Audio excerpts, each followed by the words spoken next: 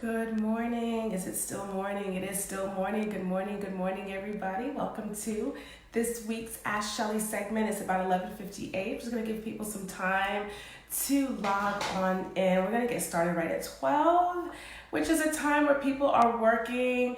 But per the feedback that I get, it is humbling to know that many of Ask Shelly supporters tune in the evening and tune in on the playback. I do appreciate your support and your questions. Again, this is Shelly Fan. I am the CEO of Ask Shelly Consulting, and I am conducting this week's Ask Shelly segment. It's about 11:59 in the morning, and we're going to get started in about another minute. So welcome. Share. It's been about 2 weeks since I've been before you guys, so I'm super excited about being back. Thank you to all of you who follow me on my personal page, who understand that my family is going through some challenges right now. We lost a matriarch on last Friday. My aunt went on to be with the Lord, and it's been a time of grieving and also a time of preparation to assure that we send her off well. And so last week I was not able to log on because I was with family and in the process of trying to get to New York to pay our last respects to this amazing woman. And so I wasn't able to be before you guys live then, but I appreciate all the text messages, the phone calls, the responses to my Facebook posts, those who have just been reaching out just to make sure that I'm okay and that my family is okay. It has been humbling, that support. And that support, honestly, is why I'm able to even do this today.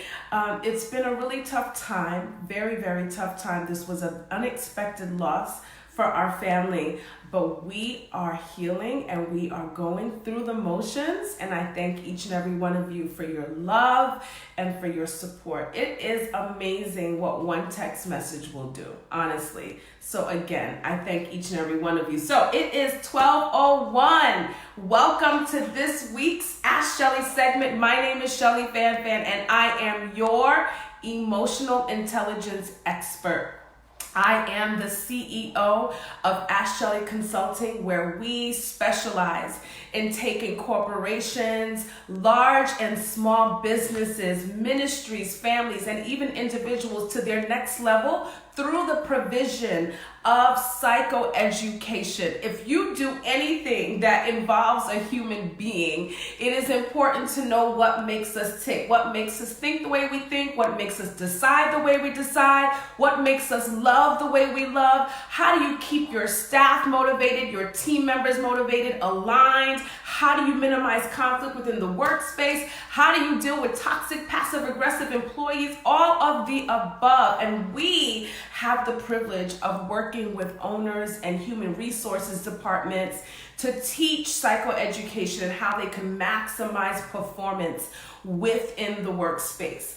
So over the past week or over the past 2 weeks, I have had the privilege of working with yet another contract, a small business who wants to incentivize their business, right? Add incentives on a budget. Listen, it doesn't require a large budget, to implement very powerful incentives to assure that you are motivating your employees and your team members to operate in peak performance. As I said before, I'm a licensed psychotherapist and I get questions all of the time. Charlotte, I'm sure you can attest to the fact that once you tell people what it is you do, they have lots and lots of questions. So I enjoy sharing 1 or 2 questions on this platform every Tuesday at 12 o'clock. And because I haven't been on in about 2 weeks, I have a load of questions, but I only have time for one. Please excuse the congestion because in the midst of just, dealing with what we're dealing with as a family, going back and forth from New York to Florida, the different climates, I am overcoming a cold, but I slapped on some makeup, so hopefully I was able to cover up all the swelling and everything else that's going on in here. Thank you, Instagram. Hello. Hey, Rochelle. Hey, Martin. Welcome to this week's Ask Shelly segment. So are you guys ready for this week's question? Are you ready for this week's question? Yes? Can I get a thumbs up, some likes? Yes? All right. So I appreciate your shares. Again, I take this time to share questions with the people that support Ask Shelly, those who tune in to add tools to their wellness toolbox. This is in no way an attempt to replace therapy. Therapy is a process where evidence-based interventions are implemented to treat emotional issues in people. It requires a consent for treatment. It requires a partnership between a therapist and a person who is ready to go to their next level. I am providing a perspective. I am providing a response that hopefully will be helpful to each and every one of you. So, this week's Ask Shelly question is, Dear Ask Shelly, I have been married for about 12 years to a really good woman. She is a good wife, an awesome mother, and very loyal woman. I am really battling with something and I believe I need to let her know. I am not attracted to my wife. This has drastically affected our sex lives. At first, I did not think she cared since I was mostly the initiator. But lately, she has been asking more and more questions about what is wrong with me, and I have not been honest about the issue. I would love to hear your thoughts. So I'm going to repeat the question again. For those of you who did hear the question, let me know what you think. Does he need to tell her what's going on? Is it normal for a husband to not be attracted to his wife? I need your feedback because we are all experts. Our perspectives are powerful and they are valuable. So I'm going to repeat the question for those of you who are on. Please let me know what your responses are and what you think the response is to this man who is crying out for help. Dear Ask Shelly, I have been married for about 12 years to a really good woman. She is a good wife, an awesome mother, and very loyal woman. I am really battling with something and I believe I need to let her know. I am not attracted to my wife. Should he let her know? Should he let her know? I am not attracted to my wife. This has drastically affected our sex lives. At first, I did not think she cared since I was mostly the initiator, but lately she has been asking more and more questions about what is wrong with me, and I have not been honest about the issue. I would love to hear your thoughts. Well, first and foremost, I want to make sure that I normalize this, right? And this is not foreign. I think a lot of times when we're in situations, what exacerbates our situations is the understanding that this is abnormal, that this is only me. Only I feel this way. Only I go through this. Only my marriage deals with this. And it's not necessarily the case. Marriages go through so many developmental stages and so many phases. It is an entity that requires so much intentional work in order to be successful. So I want to be able to normalize this for the writer, that this is not abnormal. And so this is something that is reparable. It's something that can be resolved. So it's important for you to understand that this is a circumstance that can be resolved. For those of you who are just joining, I am addressing a question from a husband who is saying that he is no longer attracted to his wife. So I want to move on to this idea of attraction, right? Attraction is the product. It is the result of stimulation, right? And that stimulation can happen on so many different levels. So because I don't have him live to kind of talk about, well, how do you define attraction? What exactly does that mean to you? It's very hard for me to really determine where the issue is, because we can be stimulated in many different ways. We can be stimulated intellectually by someone that causes us to be attracted to them. We can be stimulated what did I just say? Spiritually? Did I say spiritually?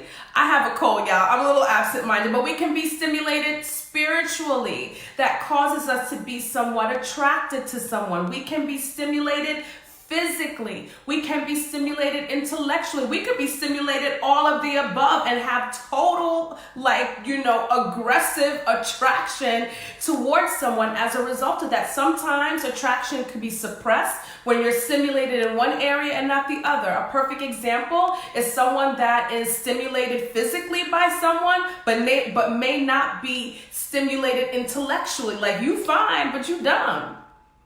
You fine, but you're dumb. So, it's like I'm attracted to the body and I'm attracted to what I see, but like when you open your mouth, it just kind of all goes away. So there are many different ways that we are stimulated that causes us to be attracted to another person. So I would want to talk to this husband and kind of assess those different areas where he feels stimulated and different areas where he doesn't feel stimulated by his wife, so we can kind of dissect and pull apart this concept of attraction.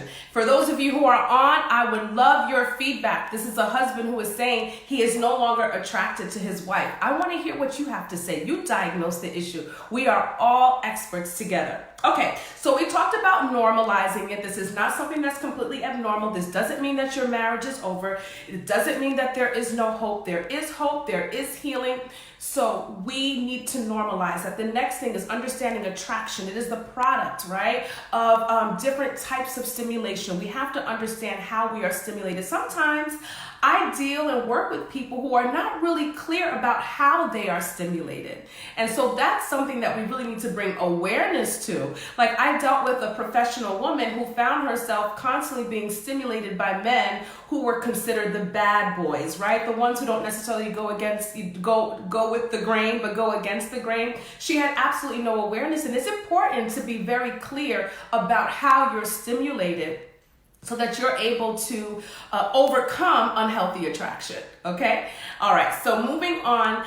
When we're talking about attraction, a lot of the times we have to assess connectivity, right? We have to assess connectivity because a lot of the times when we're losing attraction to another person, it's important that we continuously assess how connected you are with your spouse and how intentional you are about maintaining that, okay? We're talking about connectivity. How connected are you? Are you guys eating together, watching TV together, dating one another, engaging in conversations of care? And we'll talk about that a little bit more. So a lot of the times when we are losing attraction for someone that we love, when we're losing attraction for our spouse, we may be losing connectivity in other areas of our life. I did a counseling session with a couple about 2 weeks ago, and they calculated that they are in the same place at the same time about 1 to 2 hours outside of their sleep hours, about 1 to 2 hours out of an entire week.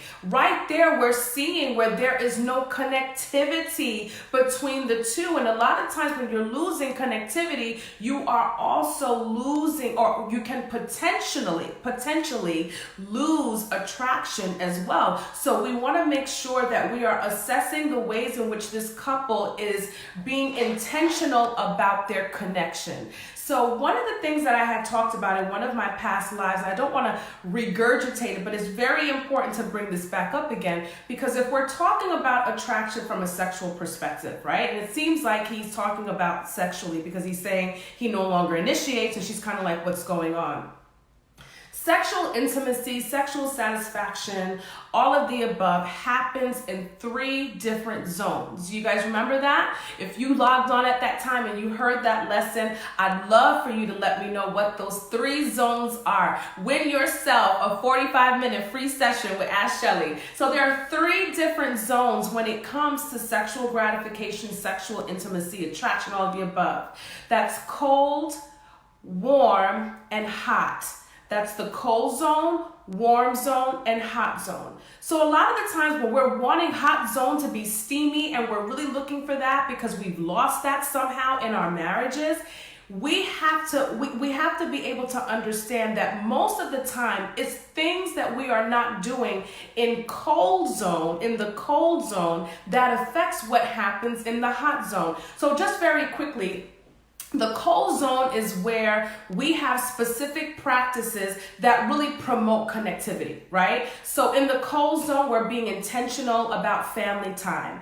In the cold zone, we're being intentional about speaking with one another. We are intentional about making decisions together. We're being intentional about eating together. We're being intentional about when people ask me like for some quick tips, there are just certain must-dos that couples need to do. These must-dos, and there's a lot of them. I'm going to just quickly spit out maybe about 3 or 4 right now. Must-dos. Couples must they must present to themselves, or they must absorb, they must learn new information together. I'm always talking about new information. Why? There is healing in new information. Change happens with the absorbing of new information. It's through new information that we get the revelation that provokes a revolution in our lives. New information is very powerful. Sometimes I get people that can't even explain what the last new thing that they learned. Couples need to learn new information together. And what does that look like? That looks like exploring new places and new restaurants and go to new parks. Hey, Cindy, how are you, love? Thank you for tuning into this week's Ask Shelly segment. We are talking about a husband who is no longer attracted to his wife. So couples need to learn new information together. Learn a new language together. Learn to play a new instrument together. Couples need to learn new information together. It is important for couples to be intentional about learning, laughing together. It's very important for couples to learn to laugh together and be intentional about that. It's important for couples to pray together. It's so important that couples pray with one another. It's so important. Yes, and it's important for couples to be very intentional about quality time. Quality time, okay? So I told you I was going to shoot out just 3 or 4. So things that are a must do to maintain connectivity between a husband and a wife, okay? A husband and a wife, a couple, those who are in a committed relationship. It's important that you are learning new information together. Travel with one another, eat new foods, learn a new language, learn to play an instrument with one another, learn new information together, laugh with one another. Pray together and make sure you are intentional about quality time. And what is quality time? Quality time is any situation, any event, or any act that you are partaking with your loved one that includes 3 different contacts happening at one time. 3 different contacts happening at one time. That's eye contact, verbal contact, and skin contact. That is true quality time. When those 3 contacts are happening at the same time, that is truly quality time. That is what promotes attachment between 2 people. It promotes connectivity between 2 people. And so we have to be careful of what we consider quality time. Now, listen, going to the movies is valuable. You're laughing with one another. You're spending time with one another. And that's all good. That's great. We need that. But I want you guys to really start assessing the things that you call quality. Does it provide for those 3 contacts happening at one time? Again, what is quality time? That is any situation where 2 loved ones are engaging in skin contact, eye contact, and verbal contact. So again, with this husband, I would love to hear how husband and wife are being intentional about establishing connectivity. I talked about the zones. So in cold zone, hey Lisa Stone, how are you, Miss Jawan? Thank you for logging into this week's Ask Shelly segment. I want to hear you. You've been married for like 150 years. So I'd love to hear what you do to stay connected with your husband. So go ahead and comment there. I'm going to put you out there. So that's really important. So I talked about the different zones, and we won't get into it because I said to you guys the last time that sometimes I feel a little afraid, not every parent really, provides the proper supervision to their children. So I don't want to start talking about G zones and hot zones and warm zones, but I am going to have an uncensored Ask Shelly segment that you guys would have to register for, and we can talk about the things that make the flames go to a whole nother level in hot zone. But in cold zone, we're talking about, again, do you guys have dinner together? You're talking together, conversations of care. When you're talking about fulfillment, is your husband fulfilled? Do you feel powerful, love? Do you feel powerful, daddy? Are you satisfied at your job? How are you feeling about where our family is going? And he in turn is doing the same to his wife. Conversations of care. This is when you're getting into the heart of things. Sometimes we just don't get very deep in our conversation, but if we are intentional about those conversations of care, you are creating connection in that, okay?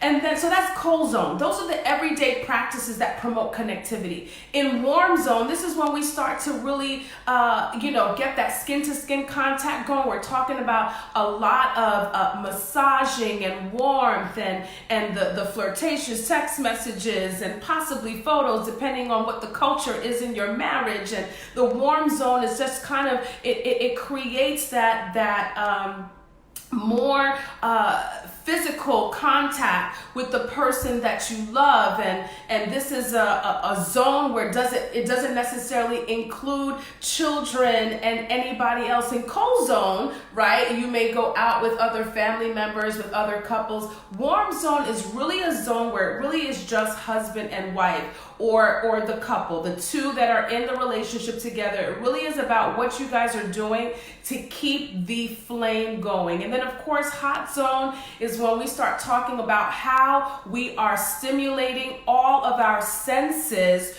to assure a great sexual experience between two people. So we have 5 senses. So what is it that I see that is attracted and stimulating to me? Because whatever that is, it's important that we as a spouse are in tune with what that is for the person that we love. What does our loved one like to see? What does my loved one like to hear in that experience, in that intimate place? What does my loved one like to hear? What does my loved one like to feel? What does my loved one like to taste? It's important for spouses, for husbands and wives, to be very clear about those things, and then you can deliver. Because if your husband is a very visual person, then you may have to make sure that although you want to sleep in sweats, and although you rather just throw on the Muumuu, we've been talking about the Muumuu since we released these lives back in August, you may have to be a little bit more cognizant of the needs of the person that you're with, the things that stimulate them, and produce that to keep that fire going. And so I don't know how many times in the counseling room where I start talking about what is it that your husband or your wife likes to hear or feel in their skin, or those types of things, and what are those erogenous zones for your husband or your wife, and so many questions, so many unknowns, and it's no question why there are issues in terms of intimacy and attraction, because these are things that have to be exposed and understood, and there needs to be a commitment to meet them, okay? So again, we talked about connectivity, we talked about the different zones, and making sure that we are assessing how well this couple is maximizing wellness in these zones. Hi Africa, thank you so much for joining. And so let's talk about also the spirit and the flesh very, very quickly. And the reason why I'm doing this is I'm just kind of going over all of the different, I'm trying to think of the different scenarios when I am working with couples that are dealing with attraction issues. Hi Piero, thank you for joining. And so a lot of the times I have found, not a lot of the times, but there have been occasions where married couples are coming in because there are attraction issues, and adultery has already started to happen.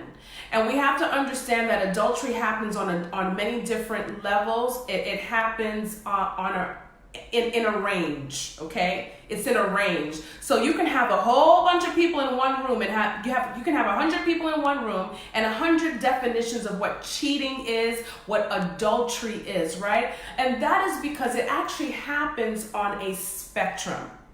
And so when you're looking at the earlier stages of adultery, the earlier stages of cheating, this is when you are allowing your eyes to kind of, linger a little too long, and then the things that you're seeing becomes thoughts, and then of course thoughts become things.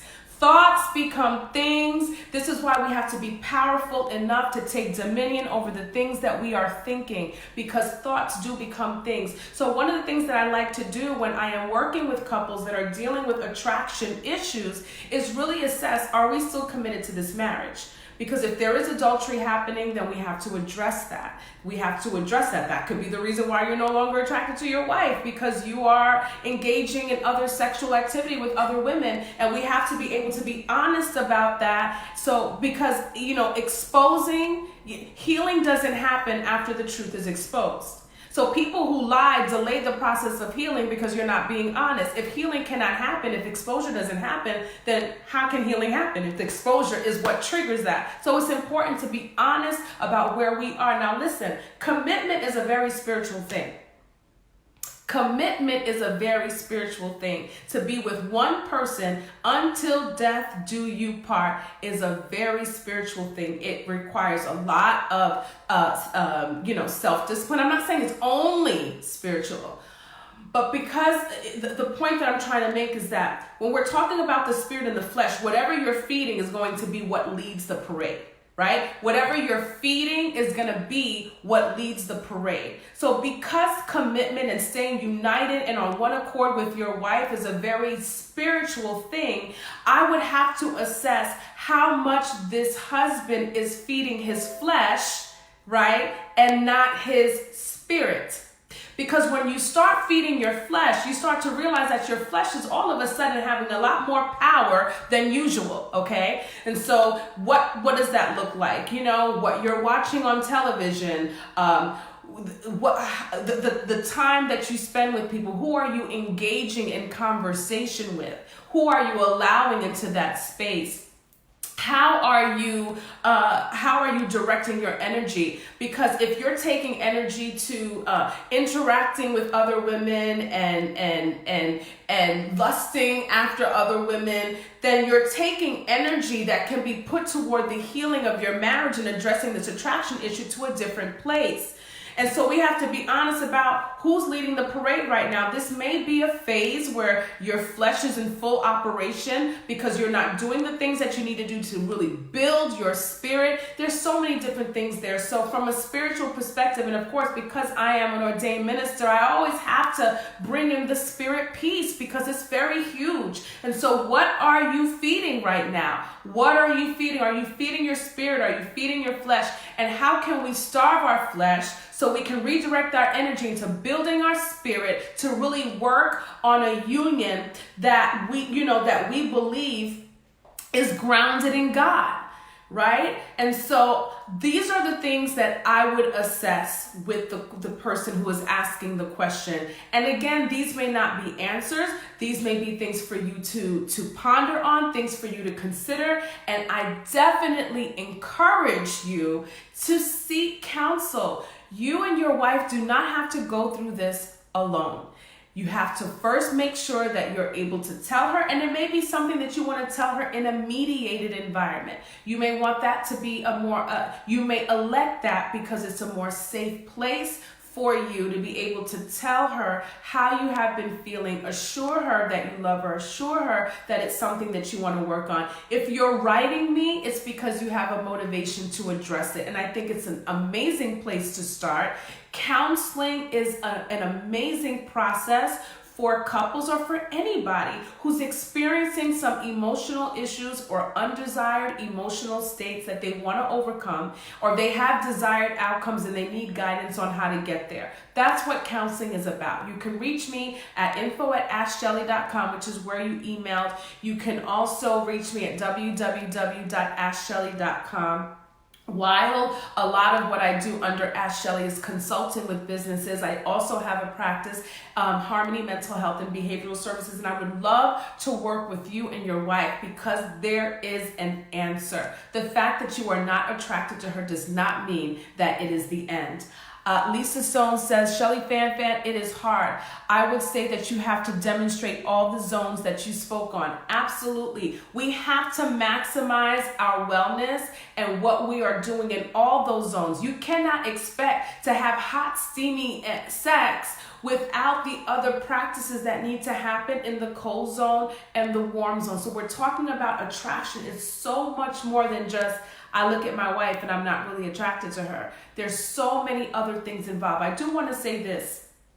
Sometimes it may be just quite simple. You know, we went through all that. These are all the things that I would assess because we have to, problems are usually systemic, right? It's not usually unilateral. Most problems are systemic. But let's just say that this is just a matter of my wife just doesn't take care of herself anymore. She doesn't take care of herself anymore. She doesn't eat right. She's gained weight. She doesn't give me attention anymore. So before we put all the ownership on her, because yes, I would love to explore the motivation level of this wife, right? And kind of find out what has happened. Why aren't you working out? Why aren't you prioritizing the way that you look? Why don't you comb your hair anymore? Why don't you put on that lingerie at night? Why don't you do these things? How can we ignite more motivation there? A lot of the times when women are losing motivation or men are losing motivation, it's an interaction issue. It's an interaction issue. Well, he yells at me, or he doesn't help me to feel motivated, or he doesn't support my diets, or he's always talking about how fat I am, or, so these interactions, we want to really take a look at how healthy or unhealthy they are. And a lot of times these unhealthy interactions are not being able to really use language that's motivating, not really implementing support that's motivating to the other person. When you're telling your husband that stomach is disgusting, you're fat, you're always on you're always playing video games, and what you speak to.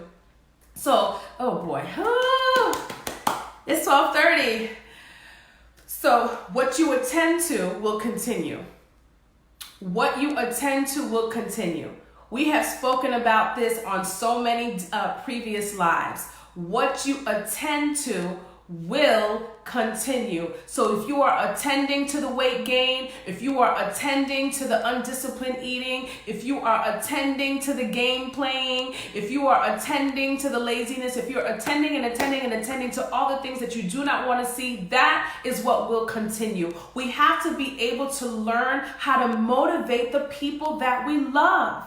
Because a lot of the time, if we change our approach, it will change the entire outcome of the things that we are battling with that we don't want in our spaces, right? So learning how to motivate the people that we love so that we can engage and attract desired outcomes is something that requires skill. And that is skill that you can acquire in or within the counseling and therapeutic process. And so counseling is your friend. Psychotherapists are your friend. It's going to be 2020. We just need to get to a place where we are dominating in our emotions for real. For real. So I really, really hope and pray that these were tools that you can add to your wellness toolbox. I appreciate your shares. Share. The hope is that this video, this playback will fall within the ear gates and eye gates of someone who needs to hear it to take their life to the next level. Thank you so much for tuning into this week's Ask Shelly segment. Again, I want to thank all of you who messaged and who sent their condolences for our family's recent loss. It has been extremely difficult, but I love all the support that I have received. I feel fortified. I feel supported. I'm so sorry that I wasn't able to be on live last week. I wasn't even able to post to announce that I wouldn't be able to go live. I was in total frantic mode, and we are all healing at this time, and it's because of your support. Thank you again for tuning into this week's Ask Shelly segment. Listen out for 2020 for the release of the Ask Shelly segment Uncensored, where we'll be able to talk about these things without all of the politically correct language. So look out for that, and reach out to me, info@askshelly.com. You can reach me at 407-350-5070, 5070, www.askshelly.com. I'm here for you. I am your emotional intelligence expert. Thank you again. See you next Tuesday at 12 live here on Facebook and Instagram. Be well.